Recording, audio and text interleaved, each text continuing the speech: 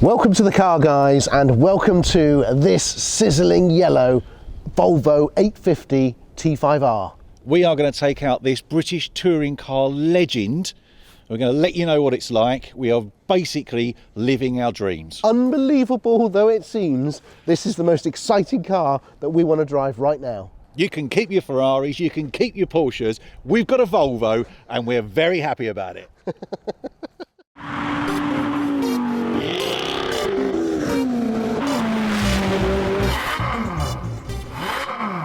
Now we are exceptionally excited to drive this yellow behemoth, mainly because this is a car from the time when we had just learnt to drive and everything was exciting about cars. Yeah, I guess I was probably around 22, 23 when this car came out. Yep. You have to remember, Formula One in the mid-90s was rubbish. It was a real low point. So everyone started moving to touring cars. In every race of touring car, you had about 20 times as many overtakes. You had people crashing into each other. You had all sorts of argy-bargy going on. Rubbing was racing, right? That was the thing. Yes. And then this estate car was entered by Volvo into the British Touring Car Championship. It was a game changer. No one had ever been stupid enough to enter an estate car into a racing championship before. And we all went, there's just mental, that's going to be at the back. There's no way that thing's going to win. But win it did. Win it did. In the hands of Rickard Rydell, this thing was an absolute beast. And Jan Lammers, was that the other guy? So not only did this car rewrite the books when it came to touring car, what you could actually put in a touring car race, but Rickard Rydell then went on to become third in the championship that year. So let's have a look around this car and show you just why it's so special and iconic and why we love it so much. Here's a hangover from the early 90s cars. When you had a posh car that was high up in the range, you had something that was quite unique, and you had actual windscreen wipers on the headlights. Of course, nowadays you don't get that. You just get a squirt of water and then all the dirt buggers off because of wind dynamics or some nonsense. Let's come here. Look at these wheels. Not only are these wheels absolutely immaculate, but look at the skinny tyres. These are ridiculous. You could not buy a standard production car at that period that was a normal saloon or a normal estate car with this skinny tyre on it. What I love about this car is just how boxy it is. I mean, it's so ridiculously geometrical. This is why Volvos were known as boxy but good. I mean, look at it. Straight lines, straight angles. The rear of the car just drops away like a cliff face. This was an important new design feature that came in, these higher brake lights. So what Volvo correctly deduced was that if you have the brake lights higher, you can see them through other cars, so you can see cars ahead of you braking a lot earlier. So what they did is they created this entire column here of glass. It's another important safety feature, another reason why Volvo were known as the most safety conscious car company. So let's look under the hood, see what we've got sitting in here. This is a tricky thing because of this front portion of the bonnet laps over. We've got this little toggle here that we have to pull out, which releases the cap, and so we can push the bonnet up. This is a 20 valve transverse mounted 2.3 litre turbo engine. A 5-cylinder. 240 brake horsepower and 243 pounds-foot of torque. I mean, that's quite a lot of torque, isn't it, really? I mean, it's decent. I mean, it's 330 Newton meters. But all of that shoved directly through the front wheels, because cars at the time that had that kind of horsepower, so Impreza turbos, Evos, Escort Cosworths, they had to have four-wheel drive because they were like, no, you can't have that much power through the front of a car. It's just not a thing. And in fact, there was a four-wheel drive version of this variant of this, I think, in America. Yeah, and all that with 28 miles to the gallon. I know, it's incredible, isn't it? Amazing. And tops out 152. 152. Can you imagine this thing doing 150 miles an hour? I don't think I'd want to. Despite the fact that it's absolutely enormous, it weighs 1,600 kilograms, which is about 3,500 pounds. So the plan was by Volvo just to make 2,500 yellow versions of this car. And then everybody lost their tiny little minds, and Volvo went, I think we can probably flog a few more of these, and we've got some green paint sitting out the back. Let's make another 2,500. After they finished up with the green paint, they found some black paint and made another 2,500. So out of the original 2,500 cars, we now have 7,500 cars in circulation. Continuing the theme of square and boxiness, we even have a square exhaust on this car.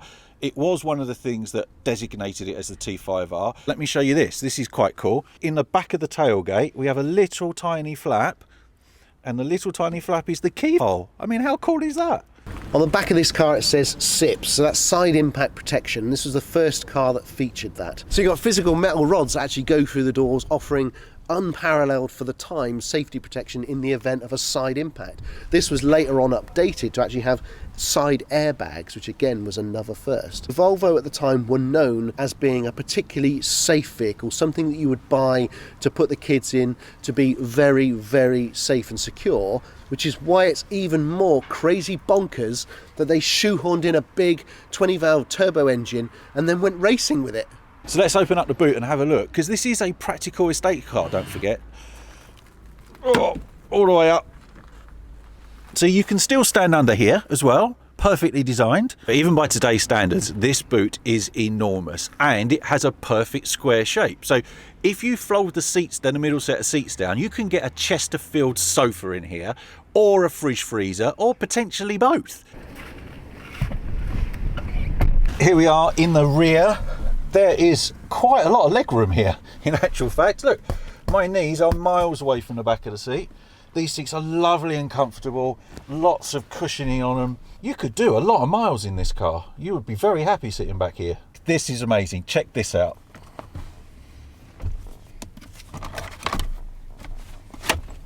Do you know what that is? Incorporated into the centre armrest, that is a child seat, which obviously in this day and age you couldn't use because it would be massively dangerous.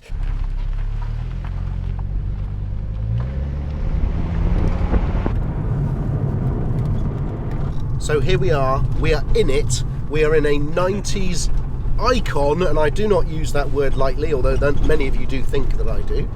We are in the Volvo 850 T-5R. T-5R, which is the most important bit.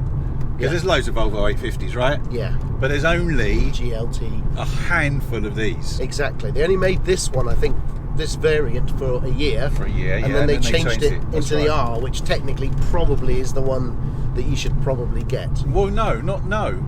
It depends on whether you're buying it because you're our age and you're used to seeing these in the BTCC or not. This car was the homologation version. This is the proper one. This is the proper one, This is the proper one. And it is no understatement to say how excited we are that of all the supercars and hypercars that we've driven and tested, we are so excited about this. Oh my God, you have literally no idea. You don't know, you have no idea. I have just been sucked back in this kind of wibbly wobbly kind of time travel thing to me, standing on the edge of Druids watching Rickard Rydell thrash one of these things round the outside. I mean, we both wanted to drive one of these cars since the 90s, since we could drive. Yeah. And when we saw this one come up at Fast Classics, which is one of the sort of brands that sits in with Octane Collection and British Classics and the other one we never remember. The phone call was so immediate to get into this car, you would not believe. People love these cars, and when a good one appears, i.e. something with, what have we got? 58,000 miles? 58,000 miles. Just 58. I mean, Volvos never have 50,000 miles. If you try and buy a Volvo, it's always got 250,000 miles minimum. I'm pretty certain that Volvo's delivery mileage is at least 12,000. Oh, at least, yeah. Obviously, by today's standards, it's not going to feel super fast. I think we're agreed on that, are we not? Yeah, I'm not expecting to be blown away by the power. No. Handling is already good for an estate car. Is it really? Can you tell? Yeah, it actually really is. Can you feel the length of it? Can you feel the length of this thing? You do feel that there's quite a lot of a lot of car. That's what I want. I want to feel like I'm driving a wardrobe at all times. Yeah, it does have that because it's very slab-sided as well. So looking out of the mirrors here, there's no curves. No, she's not a curvy lady. This one. It was designed with a right angle set square. By all the rights, these things should have been consigned to history, but there's something so uniquely squarey, boxy, lovely, beautifully proportioned about this car. Throw in the touring car connection, throw in the success that they had, The fact that you could see them on two wheels as they bounced off the curbs. Oh, incredible. Oh my God. It is a proper, true, multi-purpose vehicle, and in this case, with some chili peppers stuffed up its backside to give it some performance. Yeah, this was kind of like one of the first super estate cars. Mm. Lovely old dashboard. Yes. Look at the dial. Got the old turbo spin-up thing going on. Look at that. No, we've got some beautiful, harsh digital Casio calculator instrument action going on. Yes. Everything else is clear. It's dominated obviously by the speedo. You've got a slightly smaller rev counter, and then you've got your temperature and your turbo gauge as well. Lovely. And the whole thing is surrounded in this, continuing the boxy feel for the car. Big, boxy, square, slab-sided dashboard. Yeah. Very driver focused. But everything's so chunky. Like all the buttons are proper massive sort of Duplo, Real Playmobil kind of type things. Manly. And there's thousands of them. There are. It's like a sort of late 80s hi-fi system. What I'm struggling with is let's just look at the stereo for starters. Okay, so it's got an official tape deck, which is brilliant. Obviously, tape decks are amazing. It's got all the buttons for the radio, but it's also got a graphic equalizer in here as well. An actual manual one. An actual manual Sliders. Premium sound system in gold script across the front. Yeah. I mean, That's the same font as like Rothman's or John Player Special, isn't it? And look at the joy of the people as we go by. Yeah. I mean, this car is in yellow. No, it's not in yellow. It's in yellow. But also 17-inch Titan wheels. If you're going to name a set of wheels, call them Titan. Too bloody Come right. on. Everything works in here as well. The heated seats are lovely because it is obviously minus 47 or something out here. Look at the chunkiness on the door release. Yeah, it's Look at that. It's a very unusual mechanism, isn't it? Oh, hello, we're hustling it a little bit here. Really, really good. Come on. When the 850 was launched at the Stockholm Globe Arena in 1991, it had 4 world firsts. The transverse 5-cylinder engine. Yeah. Holy. How good is that? That's good cornering. That's amazing, That is isn't it? good, yeah. Yeah, that would give the Honda Integra R a run for its money. Bloody there. would as well. My God. So a transverse 5-cylinder engine, Delta Link rear axle, side impact protection, and self-adjusting front seat belts. Oh. Which, to be honest, I mean, I'm not sure they're still working.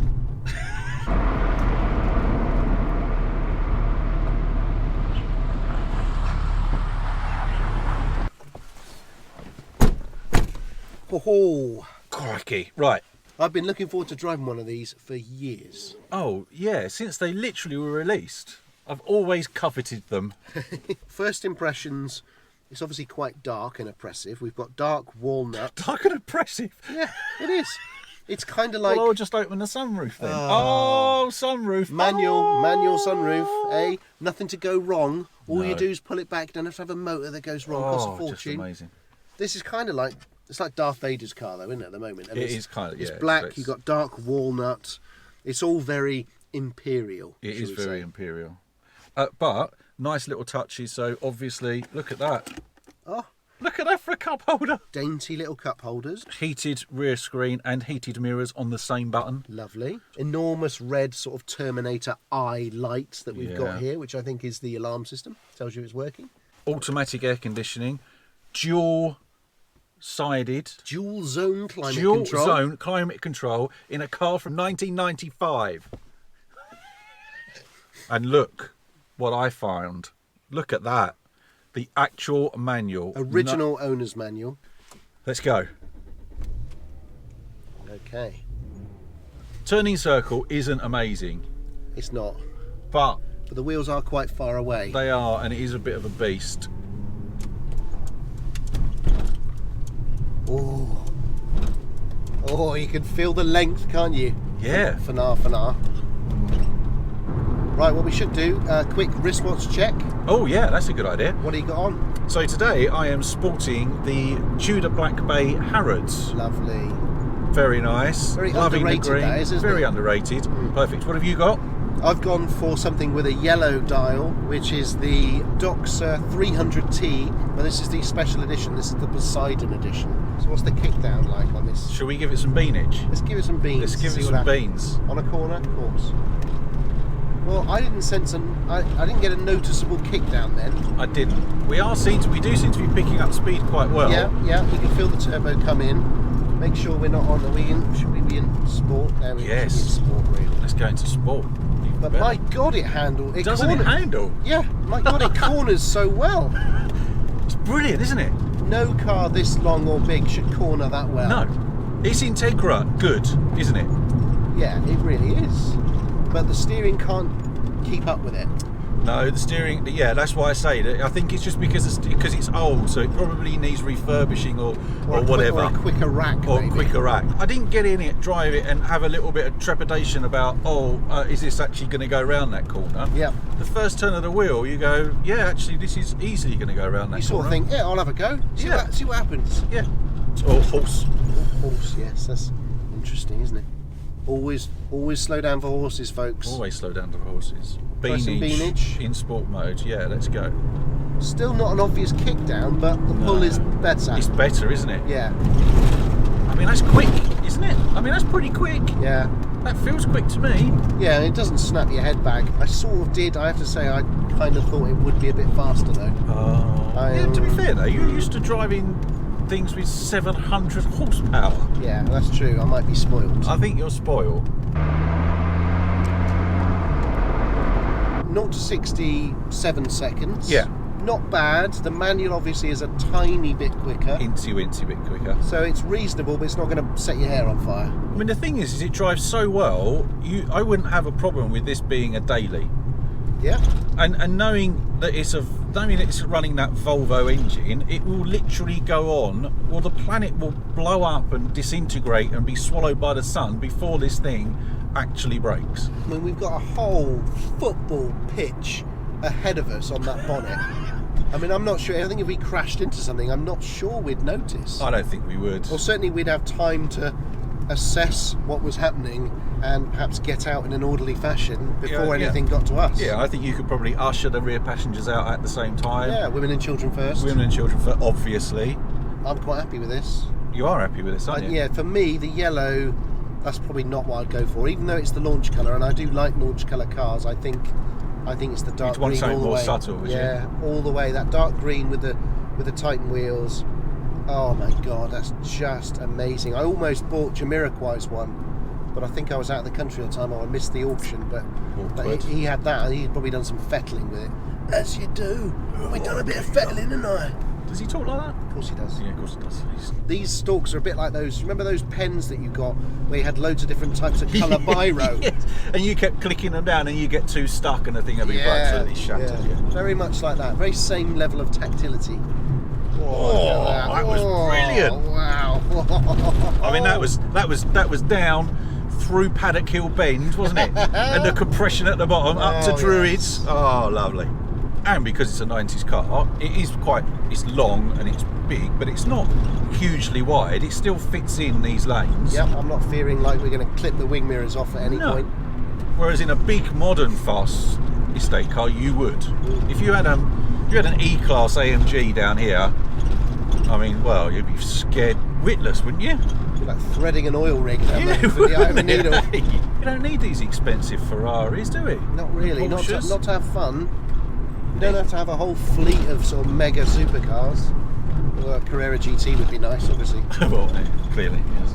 Everyone said back in the 90s you couldn't put 200 horsepower through the front wheels of a car because you had that massive problem with torque steer. I mean, you remember the Fiesta Turbo, that thing, if you put your foot down, basically just swapped lanes on you.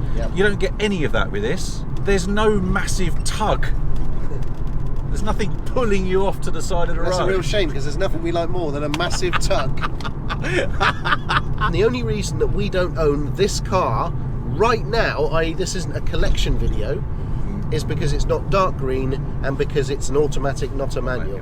Because, let's face it, you're going to want a manual, I think, for this car. So what do we think then? We've both driven this 850 T-5R. It's a car we've always lusted after. It's in the right colour. It's got the wrong gearbox. But what are your thoughts, Mr. Jason? It's just brilliant. It's as good a front-wheel drive car as the Integra. It's more practical than the Integra because it's a proper family estate It car. actually has a boot. It has a boot. It's very well appointed. It's comfortable. Do you know what? They say don't meet your heroes. This one is a big tick in the box. Yeah. For me, it's been absolutely brilliant. You're right. It's an example of where the hero lives up to the hype. It's got bags of character. Yes. Everyone smiles when you drive it by. We were just getting men of a certain age absolutely beaming, Doffing their thumbs up. caps. Yeah, they Yeah, were yeah. loving it. It's just got such a fantastic sort of rambunctious, excitable character that I think people respond to it. If you want a ropey high mileage one, it's going to be about 5,000 quid. If you want something fairly nice and pristine, it's going to be 10,000 quid. If you want something low mileage, pristine, perfect condition, They don't exist. Literally, they don't exist. It's a Volvo. It's just never happening. or if it did exist, if you could find that unicorn, Yep. it would be about 15,000 quid, particularly a manual car. Manual's definitely the way to go, I think, if you were looking to buy one of these. If we were looking to buy one of these, we would go with manual. The trouble let's is... just say if there was an olive green one that was manual and low mileage. Yeah, I mean, that would be, That would be it. instantly snapped up. It would wouldn't be there. Yeah. Thanks for watching this episode on the Volvo 850 T-5R. I hope you'll agree with us that this is an icon of its age. I would agree. We loved it. Don't forget to subscribe, leave comments because we read them all. Ding that notification bell for when I have another video uploaded. And don't forget to check out the website. There'll be another Car Guys episode along next week.